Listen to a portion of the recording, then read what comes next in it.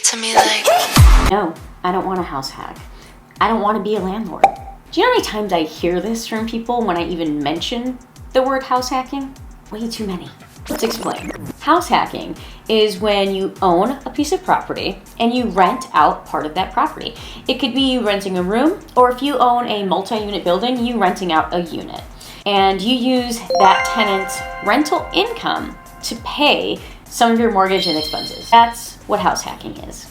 Now, let's move on to the pros of house hacking first, then I'll go over the cons and some solutions for some of you who are not feeling the house hacking.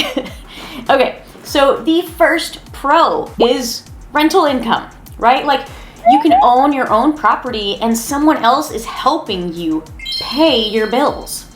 That's gonna allow you to free up more of your cash for things that you want. Whatever it is you wanna use that extra money for is completely up to you.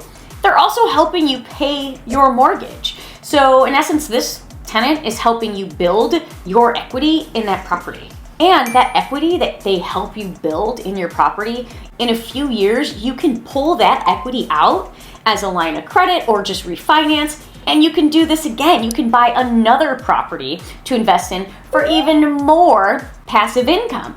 This is how you're gonna become financially free. Here are some of the cons that I hear the most is they don't want the responsibility of having a tenant. The next con that you're gonna have is, well, there is gonna be tenant turnover. It costs a lot of money when you have a tenant and they decide to move. Now you've got to repaint.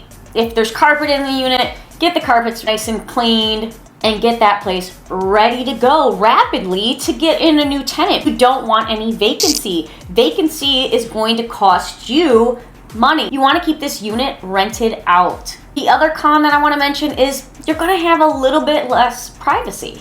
I mean, you're going to have to share some common spaces like the stairwells, the backyard, the front. And if you're on the bottom unit, you might end up hearing somebody upstairs. But if you're used to renting in Chicago anyway, we're all used to that. You're nervous that you're going to have these tenants hounding you for things. You might feel awkward asking them for the rent check if it happens to be late. Here's one thing that you could do to get around all of these things. You do not have to tell that tenant that you're the owner. Just tell them that you're the property manager and your responsibility to collect the rent. But also, when they ask you for a repair, you can say, yes, I'm gonna get back to you on that. Let me speak to the owner and we'll get back to you. You don't have to just right away be like, oh, I'm so sorry, I'm gonna get on that right away. Like, you work for them. You do not work for them. You own the property and you're allowing them to rent space from you. Saying you do not have to take care of your tenants, you do have to take care of your tenants. But don't let them call you at all hours of the night. Set certain hours, just like a business, when they can contact you. And so I kind of jumped ahead a little bit, but that goes into your solutions. You can say that you're the property manager, or you can actually just hire a property manager. So yeah, that's gonna take away from some of your passive income, but it's gonna relieve a lot of the responsibility that's on you. That property manager is gonna find tenants, they're gonna screen the tenants, they're gonna schedule all of the repairs, they're gonna collect all of the rents, they're gonna do all the things you don't wanna do.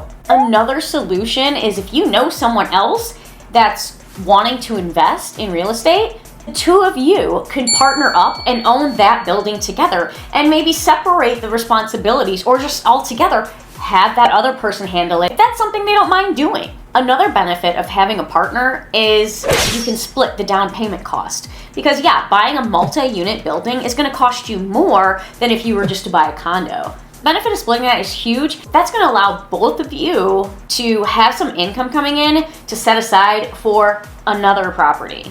See where this is going? The last solution that I'm gonna talk to you about is building relationships. You wanna go to real estate events, build relationships with plumbers, contractors, electricians. Having connections like this is going to help when problems arise. You want to keep really good connections with these people. Now, I know that I kind of sped through those a little bit, but if you want a further understanding, I seriously recommend that you read this. I'll post a link to this down in the description so that you can grab a copy of it. Now you have another problem. What kind of property should you buy? Should you buy a new construction building or an older building that's in an established neighborhood already? Well, the answer to that is going to be in this video. Don't forget to subscribe if you found value in this, because there's going to be a lot more content coming.